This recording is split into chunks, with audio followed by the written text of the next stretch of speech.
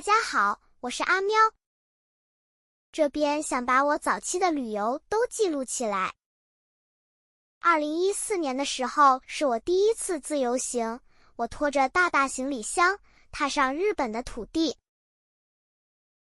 想整理一下过往的旅游回忆，才发现原来这一趟行程每一步都是冒险，每一口食物都是挑战，每个转车点都是考验耐心的迷宫。我还记得自己在飞机上默默幻想，这次能不能不迷路，每个景点能不能顺利打卡，每餐都能吃到心心念念的美食。下飞机的瞬间，心里既兴奋又紧张，感觉自己像一个小小冒险家，手握地图，眼里闪着好奇。今天就让我带你用最随性的方式回顾这场10几年前的小旅行，顺便偷笑自己当时的各种意外小插曲。一下飞机，我就感觉自己进入了全新世界，拉着行李箱穿过人潮、楼梯和旋转闸口，每个转角都像在玩迷宫游戏。那个时候的我边走边偷偷算着，如果转错月台，会不会直接搭到京都？幸好没有，还好没有，虽然偶尔会想迷路，还撞到几个拿手机拍照的游客，幸好没有摔倒，否则第一天就要上新闻了。终于抵达饭店，放下行李，我的脑袋只剩下一件事：吃。若霞家的海鲜冻饭端上桌，那份鲜美瞬间把我整个人征服。我大口大口地吃，仿佛每一口都在跟大海做朋友，旁边的人拍照，我则完全沉浸其中，觉得这才是旅行最重要的使命。晚餐后冲进新斋桥药妆店，架上的化妆水、面膜、零食像在对我招手，我手根本停不下来。钱包立刻抗议，旁福在喊够了。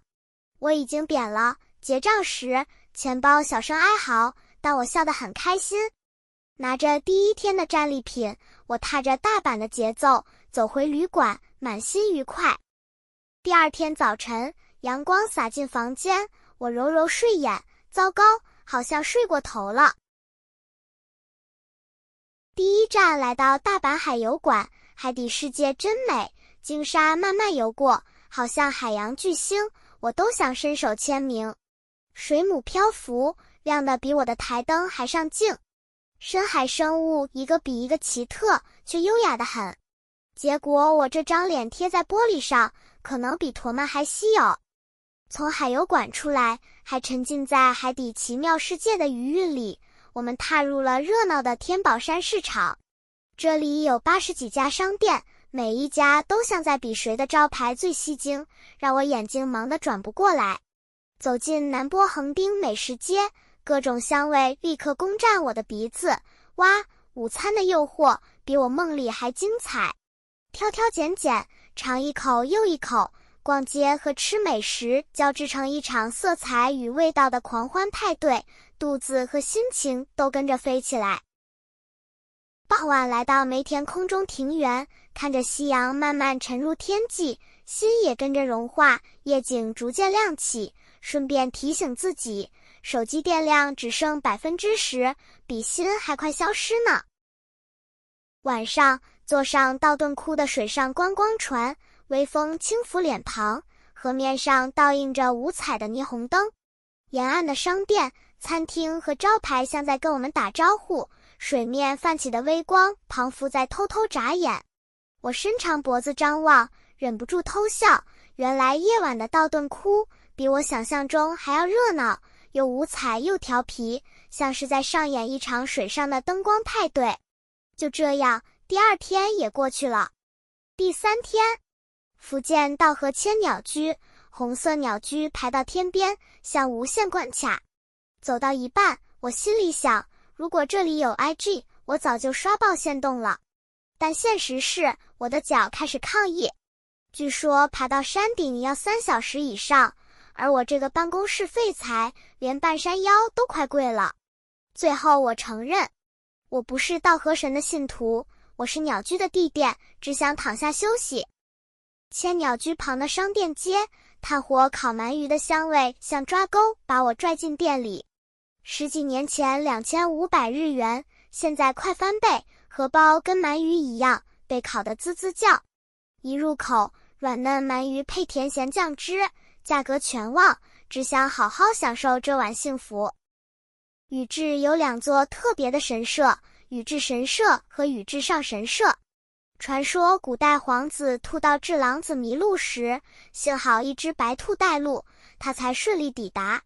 从此，白兔成了守护象征。走进神社，到处都是兔子，石像守门，守水社吐水，白兔御神签一整排。我忍不住想，这里到底是神社还是兔子乐园？不过传说有点沉重，皇子不愿争位，选择在宇治结束生命，后人便供奉他在这2座神社里。历史听起来悲伤，但我抽到的御神签写着开运，让我怀疑兔子是不是偷偷给了我 VIP 通道。走在宇治桥上，热浪像烤箱一样，满头大汗的我差点中暑。却见2位和服美女在大太阳下淡定摆拍，笑容优雅。我心底只剩一句，这才是真正的武士精神。压轴登场，伊藤久右卫门抹茶圣代。排队1小时，但坐下吹冷气的瞬间，一切都值得。冰淇淋入口即化，甜而不腻，幸福的像被抹茶之神召唤。